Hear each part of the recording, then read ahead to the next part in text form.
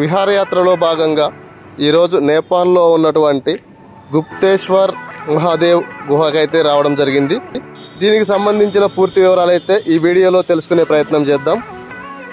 నేపాల్లోని పోఖ్రాలో ఉన్న గుప్తేశ్వర్ మహాదేవ్ గుహ దేవాలయం శివుడికి అంకితం చేయబడిన ఒక ప్రసిద్ధ భూగర్భ గుహ. ఈ పురాతన గుహలో 3000 మీటర్ల కంటే ఎక్కువ దూరం అయితే ఉంటుంది. అంతేకాకుండా 5000 సంవత్సరాల కంటే పాత గుహగా దీన్ని నమ్ముతారు. దీనికి డెవిల్ ఫాల్స్ నుండి వచ్చే జలపాతం గుహ లోపలైతే ప్రవహిస్తూ ఉంటుంది.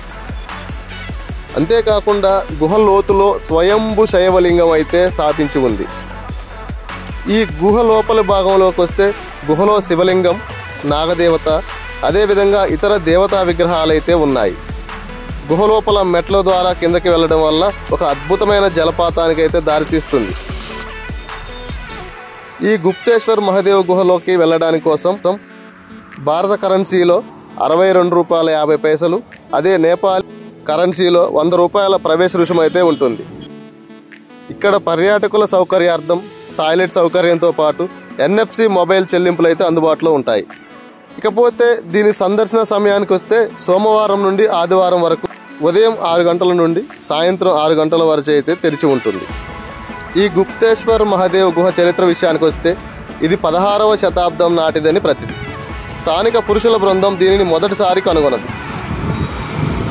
కొంతమంది వ్యక్తుల సమాచారం ప్రకారం గడ్డి మరియు శిథిలాలతో కప్పబడిన ఒక వింత ప్రదేశాన్ని చూసి ఆసక్తిగా ఉన్నారని మరియు వారి ఉత్సాహంతో దాన్ని తొలగించిన తర్వాత ఒక గుహ ముఖద్వారాన్ని కనుగొన్నారని అయితే చరిత్ర చెబుతుంది.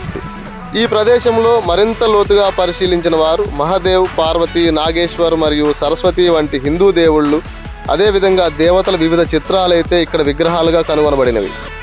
ఈ గుహలోకి వెళ్ళగానే ఆ గుహ గుండా ప్రవహించే నీరు డెవిస్ జలపాతం నుండి వచ్చిందని వారు తెలుసుకున్నారు.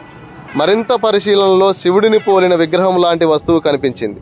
తద్వారా ఈ గుహకు గుప్తేశ్వర్ మహాదేవ్ అనే పేరైతే వచ్చింది. అంటే నేపాల్లో దాచిన దేవుడు అని అర్థం. 1991లో మాత్రమే స్థానిక ప్రజలు గృహప్రవేశం వద్ద విగ్రహాన్ని ప్రతిష్ఠించారు. నేపాల్లోని ఈ గుహ సముద్ర మట్టానికి సుమారుగా 772 మీటర్ల దిగువనైతే ఉంది. అదేవిధంగా నేపాల్లో అతి పొడవైన గుహగా కూడా ఇది చెప్పబడుతుంది. ఈ సమాచారాన్ని కొత్తగా తెలుసుకున్నట్లయితే ఓం నమ శివాయ అని కామెంట్ రూపంలో అయితే తెలియజేయండి. Thank you for watching this video.